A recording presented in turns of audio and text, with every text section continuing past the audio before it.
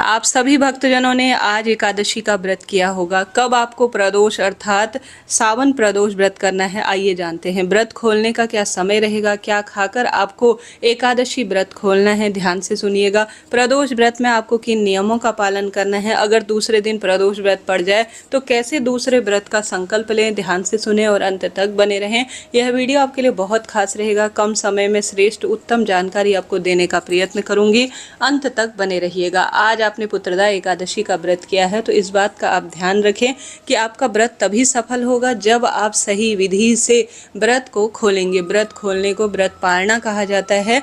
आज 5 तारीख को व्रत किया जा रहा है और 6 तारीख 2025 बुधवार की सुबह एकादशी व्रत को खोला जाएगा और 6 तारीख बुधवार को ही प्रदोष का व्रत अर्थात सावन महीने की त्रयोदशी का व्रत भी किया जाएगा। आप सब भक्तजन जानते होंगे हमेशा व्रत करना जितना आवश्यक है उतना ही आवश्यक है व्रत खोलना, परंतु दुविधा की स्थिति है कि हम प्रदोष का व्रत भी करते हैं तो कैसे हम अपने व्रत को खोलें। देखिए ध्यान से सुनिएगा, एक एक शब्द महत्वपूर्ण है। क्या खाकर आपको व्रत खोलना है, दान, उपाय, पूजा, विधि, नियम और उपाय कैसे करनी है, सुनिए। सबसे पहले आपको बता दूं त्रयोदशी तिथि कब से कब तक है। बुधवार को प्रदोष का व्रत रखा जा रहा है तो पंचांग में लिखा हुआ है 6 अगस्त की दोपहर 2:09 से त्रयोदशी तिथि शुरू होगी और इसका समापन 7 अगस्त 2025 2:27 के आसपास रहेगा।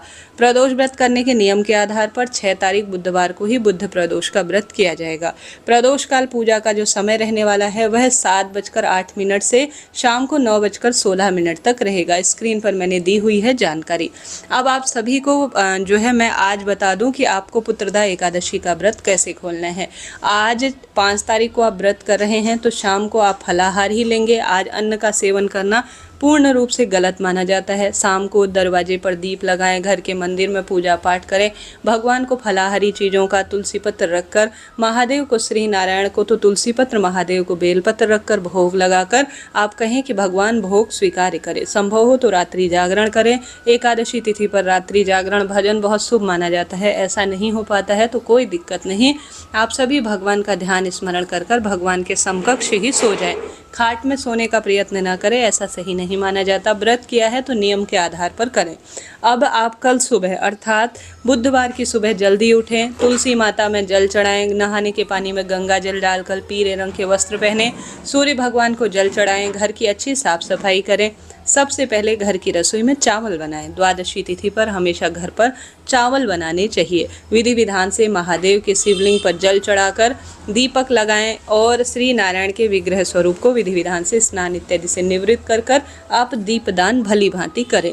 एक समय का भोजन जिसमें आटा, दाल, चावल, आप कुछ वस्त्र रखकर या कुछ दक्षिणा रखकर एक साइड रख दीजिए या हाथों हाथ पंडित जी को आप दान में दे आइए, तभी आपका व्रत एकादशी का सफल माना जाएगा। ऐसा न कर सके तो हाथों हाथ देना संभव नहीं है तो एक थाली में आप सूखा अनाज रखकर अलग से रख दीजिए दक्षिणा सहित।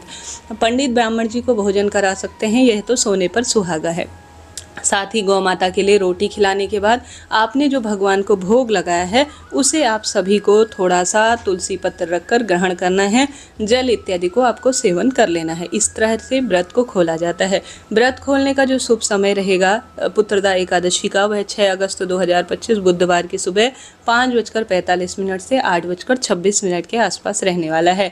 इसी समय आप व्रत खोल लीजिए, तभी श्रेष्ठ रहेगा। द्वादशी रहते रहते व्रत खोल लेना चाहिए, नहीं तो त्रयोदशी तिथि लग जाएगी तो फिर आपका व्रत उपवास खंडित हो सकता है। इसके पीछे द्वादशी तिथि देखी जाती है, हरिवासर का समय देखा जाता है। हालांकि हरिवासर जो है 6 तारीख को ही समापन है अर्थात 5 तारीख को ही समापन है तो कोई चिंता नहीं, इस बार कोई दिक्कत दुविधा की बात नहीं है। द्वादशी इत्यादि का भी पूर्ण रूप से कोई चिंता टेंशन की बात नहीं है। तो बहुत अच्छी तरह से इस शुभ मुहूर्त में आप अपने व्रत को खोल लीजिएगा, ठीक है। तो यह तो मैंने आपको बात बताई कि प्रदोष व्रत कब करना है, प्रदोष काल का समय क्या रहेगा, सावन पुत्रदा एकादशी व्रत पारण आपको कैसे करना है। आज अगर एकादशी व्रत किया है तो आप सभी इस बात का ध्यान रखें कि आपको व्रत कल सुबह ही खोलना होगा। इस नियम का ध्यान रखेंगे तभी आपका व्रत उपवास सफल और श्रेष्ठ माना जाएगा। हार रहे हैं, दुख पा रहे हैं, कष्ट कर्ज में आपका जीवन है तो सही विधान नियम से ही व्रत का पालना करें। विशेष तौर पर भगवान के आगे प्रार्थना करें व्रत खोलने से पहले कि हे महाप्रभु, हे श्री नारायण, हे महादेव, कोई भूल चूक हुई हो तो मन कर्म वाणी से मैं क्षमा प्रार्थी हूँ। मेरी पूजा आराधना को आप स्वीकार करें और साथ ही कोई जो है मुझसे भूल हुई हो तो मैं क्षमा प्रार्थी हूँ। आपने मुझे व्रत उपवास के योग्य समझा और मुझसे व्रत उपवास पूर्ण कराया। आपका धन्यवाद और आभार। मेरी मनोकामना पूर्ण करें, ऐसी आप प्रार्थना करें। उसके बाद ही तुलसी पत्र खाकर और थोड़ा प्रसाद आप ग्रहण कर कर अपने व्रत को खोल सकते हैं। अब बात आती है जो भक्तजन विशेष तौर पर त्रयोदशी अर्थात प्रदोष का भी व्रत करते हैं तो वह कैसे अपने व्रत को संकल्प करें। देखिए, आपको यहाँ पर जो है 2 दिन लगातार ही व्रत करना होगा। आपको एकादशी का व्रत तो करना ही है, साथ ही आप सभी को प्रदोष का भी व्रत धारण कर लेना होगा।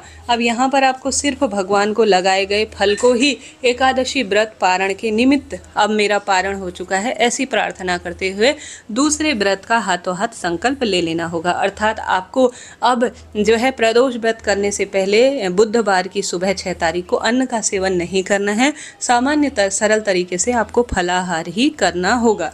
ठीक है, सुबह फलाहार ही आप भगवान को भोग लगाकर थोड़ा सा ग्रहण करें या तुलसी पत्र खा लीजिए, वह भी पर्याप्त रहेगा एकादशी व्रत पारण के नियम के तहत। उसके बाद आप दोबारा से प्रदोष व्रत का संकल्प ले लीजिएगा। ठीक है जी, यह बात हो गई। अब आप सभी को कैसे नियम लेना है प्रदोष व्रत का उसे भी सुनिए। आप सभी को प्रदोष व्रत सुंदर स्वरूप में बुधवार को करना है।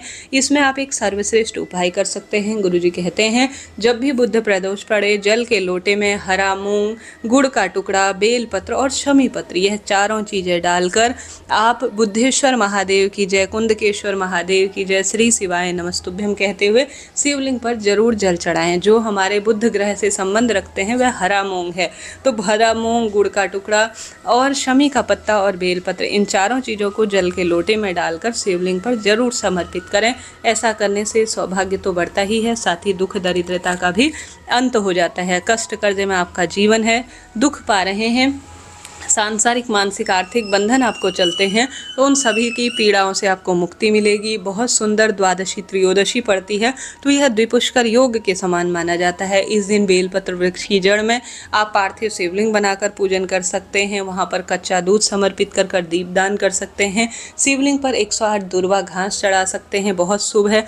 गणेश जी महाराज के निमित्त 108 दुर्वा घास या दूब घास की माला समर्पित करते हैं तो भी यह सबसे सुंदर और अतिश्रेष्ठ परिणाम देने वाला माना जाता है। हार रहे हैं, दुख पा रहे हैं तो इस दिन नियमित रूप से भगवान की सेवा, पूजा, आराधना ज़्यादा से ज़्यादा कीजिएगा। यह दिन कोई साधारण नहीं है। रिद्धि सिद्धि के दाता गणेश जी आप पर निश्चित रूप से कृपा करेंगे। अगर ऐसा न कर सके तो साधारण सरल तरीके से हरे मूंग की 1 कटोरी और 1 कटोरी जो चावल है उन्हें आप जरूर दान दीजिए। द्वादशी तिथि के दिन जब बुधवार पड़ जाए तो चावल और जो हमारे पास हरा मूंग होता है उसकी 1-1 कटोरी अगर हम दान दे देते हैं तो घर में रिद्धि सिद्धि होती है, कार्य क्षमता बढ़ती है, हर कार्य की सिद्धि बढ़ती है और दुख दारिद्रता का अंत स्वतः ही हो जाता है। जरा सा वीडियो ज्ञानवर्धक रहते हैं। कोई प्रश्न आपके रह जाए तो आप पूछ सकते हैं। आपका अपना चैनल है हर हर महादेव।